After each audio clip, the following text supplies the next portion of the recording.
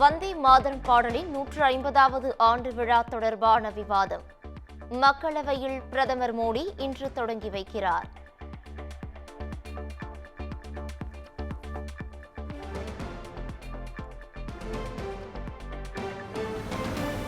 கேரளாவில் பிரபல நடிகை கடத்தப்பட்டு வன்கொடுமை செய்யப்பட்ட வழக்கு எர்ணாகுளம் முதன்மை நீதிமன்றம் சற்று நேரத்தில் தீர்ப்பு.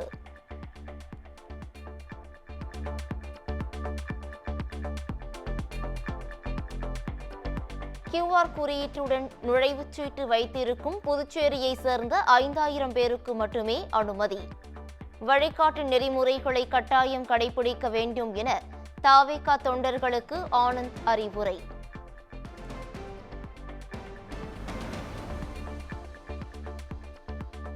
புதுச்சேரியில் நாளை தாவேகா சார்பில் பொதுக்கூட்டத்தில் பங்கேற்க 5000 பேர் மட்டுமே அனுமதி. தமிழகத்தை சேர்ந்தவர்களுக்கு அனுமதி இல்லை என காவல்துறை கட்டுப்பாடு.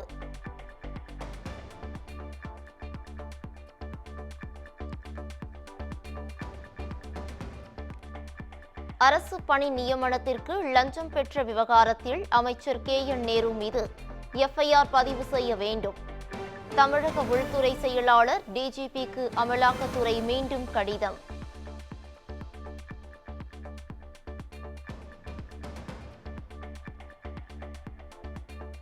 முதலமைச்சர் மு க ஸ்டாலின் தலைமையில் இன்று திமுக மாவட்ட செயலாளர்கள் கூட்டம். சட்டமன்ற தேர்தல் SIR பணிகள் குறித்து காணொலி வாயிலாக ஆலோசனை.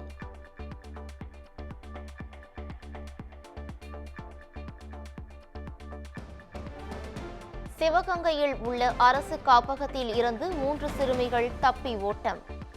கழிவறை ஜன்னல் வழியாக தப்பி சென்ற 3 சிறுமிகளை பிடிக்க போலீசார் தீவிரம்.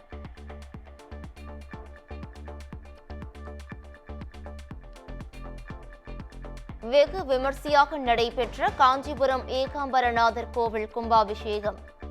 18 ஆண்டுகளுக்கு பிறகு நடந்த குடமுழக்கு விழாவில் ஏராளமான பக்தர்கள் பங்கேற்பு.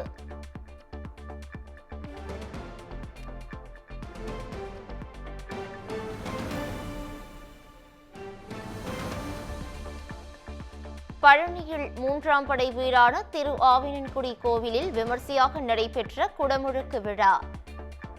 குழந்தை வேலாயுத சுவாமி கருவறை விமானம், ராஜகோபுரம் கும்பங்களுக்கு புனித நீர் ஊற்றப்பட்டு கும்பாபிஷேகம்.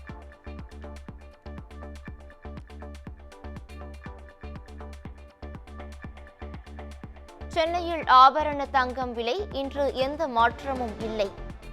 1 சவரன் 96,320 ரூபாய்க்கும், வெள்ளி விலை கிராமுக்கு ₹1 குறைந்தும் விற்பனையாகிறது.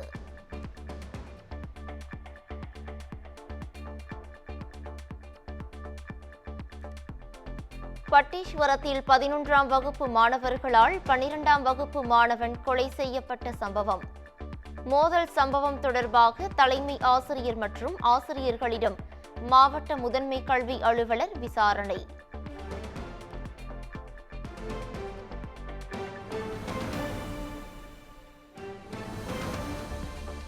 தர்மபுரி பாலக்கோட்டில் மதுக்கரையை மூடக்கோரி நடந்த போராட்டத்தின் போது காவலர் கையை கடித்த தாவேகா நிர்வாகி ஜெமினி கைது. அனுமதியின்றி போராட்டத்தில் ஈடுபட்ட தாவேகா நிர்வாகிகள் 12 பேர் மீது வழக்கு பதிவு.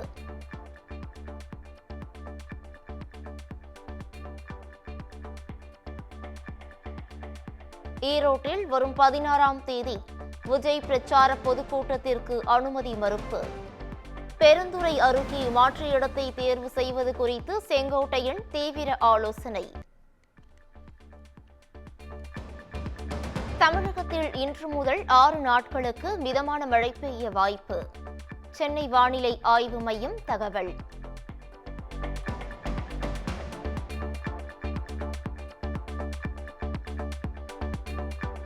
டிசம்பர் 12 முதல் சென்னையில் கடும் குளிர் நிலவும்.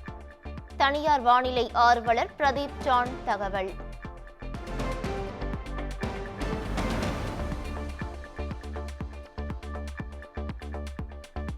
தேனி மாவட்டம் போடி நகர்மன்ற தலைவர் ராஜராஜேஸ்வரி சங்கரின் அலுவலகத்தில் GST அமலாக்கத்துறை அதிகாரிகள் 2வது நாளாக சோதனை. முறையான ஆவணங்கள் இன்றி 300 டன் ஏலக்காயை போடி ரயில் மூலம் வட மாநிலங்களுக்கு அனுப்பிய விவகாரத்தில் சோதனை என தகவல்.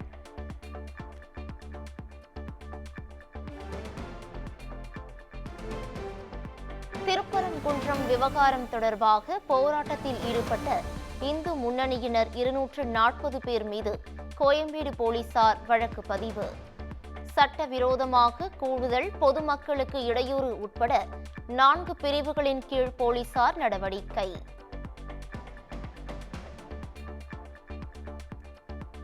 ராமநாதபுரம் RS மங்கலம் அருகே வீட்டின் பூட்டை உடைத்து 150 சவரன் நகை கொள்ளை. மருத்துவ சிகிச்சைக்காக வீட்டின் உரிமையாளர் வெளியூர் சென்ற நிலையில் கொள்ளையர்கள் கைவரிசை.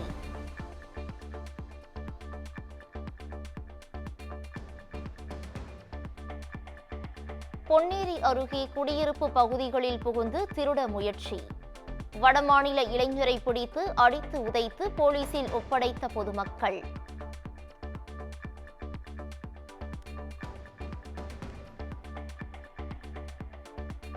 தமிழகத்தில் திமுக கூட்டணி வலுவாக இல்லை என பாஜக மாநில தலைவர் நயினார் நாகேந்திரன் குற்றச்சாட்டு. காங்கிரஸ், விசிக கட்சிகள் தாவேகாவுடன் கூட்டணி பேசி வருவதாகவும் விமர்சனம்.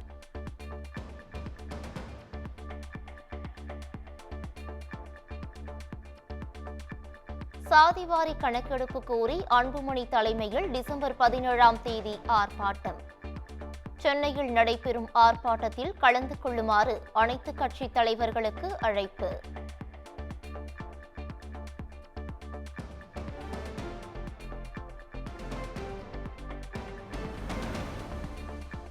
ராமநாதபுரம் அருகே இலங்கைக்கு கடத்த முயன்ற 1 கோடி ரூபாய் மதிப்புள்ள யானை தந்தங்கள் பறிமுதல்.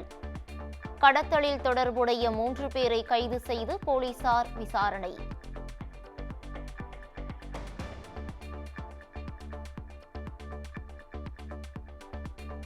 ஒரு சிலரின் அரசியல் லாபத்திற்காக மக்களிடையே பிளவு ஏற்படுத்த முயற்சி.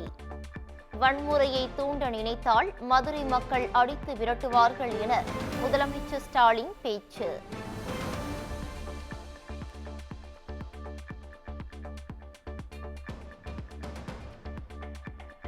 வெளிநாட்டில் வசிப்பவர்களை இந்தியாவில் வசிப்பதாக SIR படிவத்தில் தவறான தகவல்.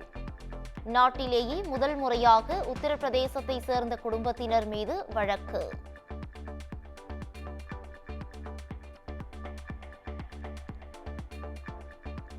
ஜனவரி முதல் புதிய படங்கள் ரிலீஸான 8 வாரத்திற்கு பிறகே OTTயில் வெளியிட வேண்டும். நிபந்தனை கடைபிடிக்காத படங்களை தியேட்டரில் வெளியிட மாட்டோம் என தியேட்டர் உரிமையாளர் சங்கம் அறிவிப்பு.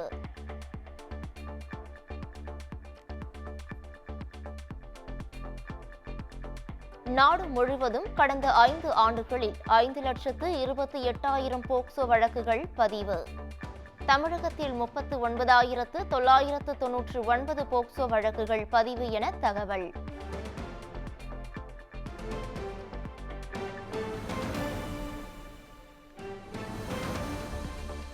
வீட்டின் முன் விளையாடிய 4 வயது சிறுமியை கடிக்க பாய்ந்த தெருநாய். கேரளாவின் மலப்புரம் அருகே நிகழ்ந்த சம்பவத்தின் அதிர்ச்சி CCTV வெளியீடு.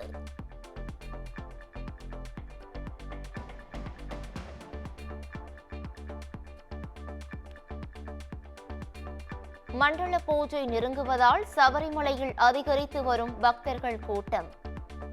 இதுவரை 18 லட்சத்திற்கும் மேற்பட்ட பக்தர்கள் சுவாமி தரிசனம் செய்துள்ளதாக தகவல்.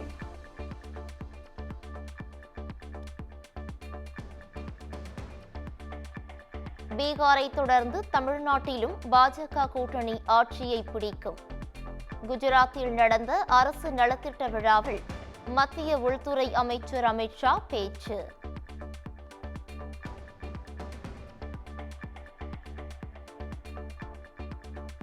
கோவாவில் உள்ள கேளிக்கை விடுதியில் சிலிண்டர்கள் வெடித்ததால் தீ விபத்து.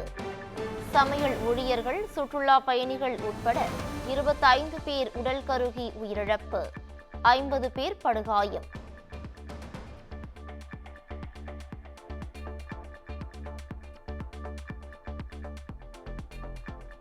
கோவாவில் சனிக்கிழமையன்று இரவு விடுதியில் ஏற்பட்ட தீ விபத்தில் 25 பேர் உயிரிழந்த விவகாரம் விரிவான விசாரணை நடத்தப்பட வேண்டும் என காங்கிரஸ் தலைவர் மல்லிகார்ஜுன கார்கே வலியுறுத்தல்.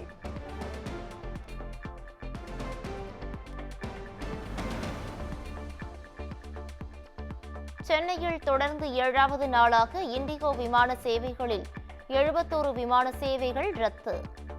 முன்பதிவு செய்திருந்த பயணிகளுக்கு இதுவரை 610 கோடி ரூபாய் வரை திருப்பி தரப்பட்டுள்ளதாக இண்டிகோ நிறுவனம் தகவல்.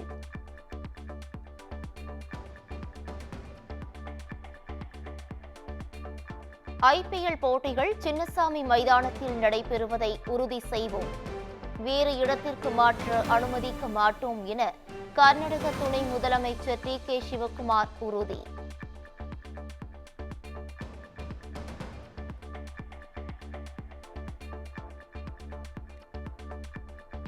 புதின் வருகையை தொடர்ந்து உக்ரைன் அதிபர் ஜெலன்ஸ்கியும் இந்தியா வருகிறார்.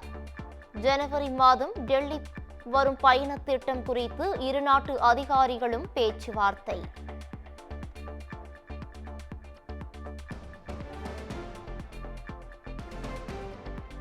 இந்திய கிரிக்கெட் வீரர் விராட் கோலி ஆந்திராவில் உள்ள வராகலட்சுமி நரசிம்மர் ஆலயத்தில் சுவாமி தரிசனம். ஆலய நிர்வாகம் சார்பில் விராட் கோலிக்கு சிறப்பான வரவேற்பு.